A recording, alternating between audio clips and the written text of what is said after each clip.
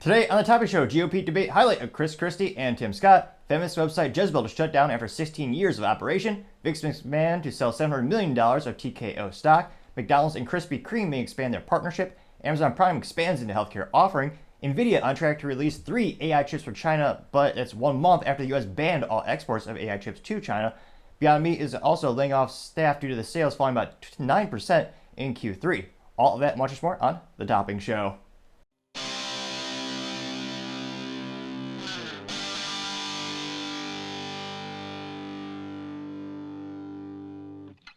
Thank you everyone for taking the time to tune in today. Today's episode of Topping Show is sponsored by Topping Technologies. Topping Technologies is an IT value-added reseller and services company with a special proficiency in IT security. Heck, I see their founder released twice today. Guys say he's quite handsome and brilliant. He's me, you see, that's the joke. If you're an IT leader or a business owner, you can reach the team at sales@toppingtechnologies.com. Also trying to get to 4,000 subscribers by the end of November, so if you could click that button, I would greatly appreciate it. Now going over to the business part of the podcast, you have McDonald's and Krispy Kreme looking to possibly expand their partnership, perhaps as effective as they expand their users' belt buckles and belts. You see, because not exactly health food.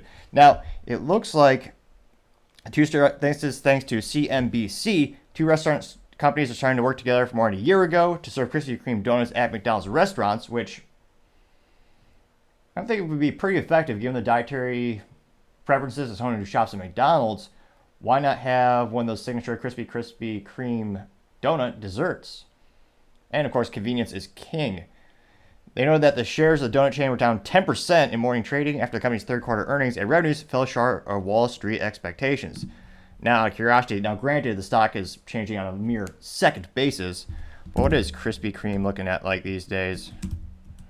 Krispy Kreme stock. Let's see. So in terms of Krispy Kreme stock, looks like last week it was down about 5%, 2.5%. 1 month average up 3.73%. 6 month average down 13.84%. Year to date they're up 23.59%. 1 year total is negative 9.8%. 5 year is down 32.45%. So overall, it's been fluctuating a little bit. Looks like it's starting to go back up. So again, as of the time of this recording, it's $12.92 per share. And it looks like by March, they had their pilot program in which they had these donuts at the restaurants expand to about 160 restaurant locations across Louisville and Lexington, Kentucky. The biggest test was meant to assess the customer demand and to understand how larger scale launch would affect restaurant operations. They also know that McDonald's has been leaning into coffee and common pairing with coffee is donuts, and that's in an attempt to encourage diners to visit more frequently. At the same time, the burger chain has been cutting back on its bakery items like cinnamon rolls and blueberry muffins, which, now granted, I'm not their target demographic or the customer. I haven't been to McDonald's since I believe, when was the Nintendo 64? Yeah, probably about 20, 30 years ago. But yeah, I don't know how much a Cinnabon. There's something that a Cinnabon, like those things, just seem to belong in airports or malls. Like this, I'm not surprised it doesn't seem to be doing too well at McDonald's. Same with the muffins, but for some odd reason, I think Krispy Kreme just sounds like it would work together a little bit better. Now it looks like he added the company learned faster. Krispy Kreme CEO Josh Charleston said at the company's conference call Thursday. He added that the company had learned from consumers at fast food restaurants behave similarly to one at Krispy Kreme's other retail locations. When asked for continued comment, he said, quote, "We've seen that both the loose donuts and prepackaged donuts are well received," unquote, adding that the sales would bolster the overall Krispy Kreme brand. Now, Krispy Kreme also uses a, quote, hub and spoke, unquote, model that lets it make and distribute its treats efficiently. Production hubs, which are either stores or donut factories, send off freshly made donuts every day to retail locations such as grocery stores and gas stations. Anecdotally speaking, I've seen that at the checkout line at Walmart, where it looks like very much a thing of convenience, not convenience. It's more of one of those products which is more of a spontaneous purchase. You see this, one of the key things you see in retail evolution was putting products right at the checkout. And they found that those are the things that you don't go to the store for a candy bar unless you have a copious amount of time in your hand and you don't care about your health. But nevertheless, normal people don't go to the grocery store just specifically for a candy bar or a pack of gum. But if they're on the checkout, and I don't know if this is by manufacturer, just design, or life, but sometimes the checkouts are slower than molasses. While you're at the checkout, you are forced to stand there. And they just happen to put products right there in your face.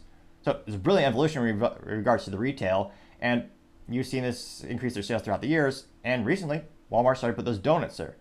And the sales have been doing pretty good because they haven't been delisted or they haven't been taken out of the stores. You ever notice how some of your favorite brands will be out the store, then after maybe half a year, it's gone.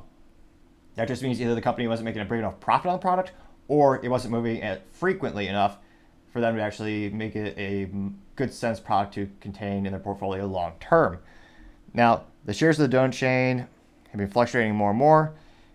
Company stock has risen more than 20% this year, given the market cap of $2.1 billion. That is a lot of donuts. And then also, it looks like Krispy Kreme became known for their late night cookie chain known as Insomnia Cookies. Although we actually discussed that on the show a couple months ago, they were looking at strategic alternatives, most likely to spin it off. So in terms of business partnerships, this certainly seems to make sense, especially if McDonald's wants to push more and more of their coffee. Coffee is one of the most profitable things in terms of retail and restaurants. Just go to the big box mart and buy yourself a big old bag of beans for, what do I buy mine for? I buy mine, the cheap beans that's manufactured by a company that also makes airbags, is owned by Tata, that giant conglomerate. That's what I've been recently purchasing because it's one of the lowest cost per unit per ounce for the beans. And it tastes well enough.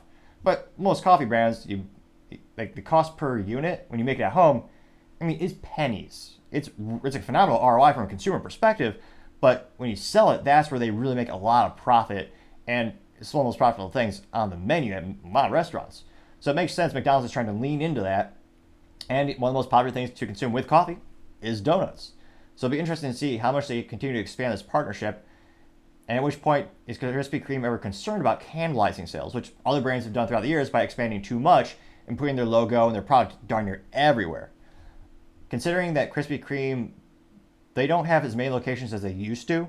They used to have not as many locations as Starbucks or Grains of Sand. It wasn't that crazy. But back in my day when I was a youngster, they had many stores all over. You'd go to the store and it'd be a magical experience. You'd see the donuts on the conveyor belt. But nowadays you're seeing them more and more of these convenience stores and as well as these restaurants, or I guess in this case fast food. I venture to think it's probably going to be a good mutually beneficial relationship between the two companies. I wouldn't be surprised to see how it rolls out nationwide. And they already have that logistics set up, so they have the distribution.